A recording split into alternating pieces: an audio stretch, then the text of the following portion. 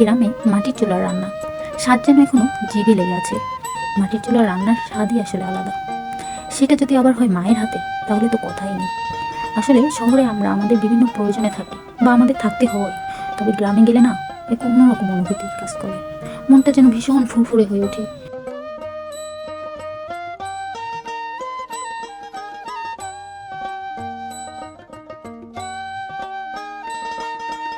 চাঙ্গা হয়ে ওঠে। গ্রামীণ পরিবেশ যেন এক জাদুর কাঠি। তার উপর যদি হয় আবার এমন রান্নাবান্না, তাহলে তো কথাই নেই। আসলে সেদিন একটু মুরগি রান্না করছিলাম। আমার কাছে মনে হচ্ছিল কি যেন এমন স্বাদ আমি কত বছর পরে যে পেলাম।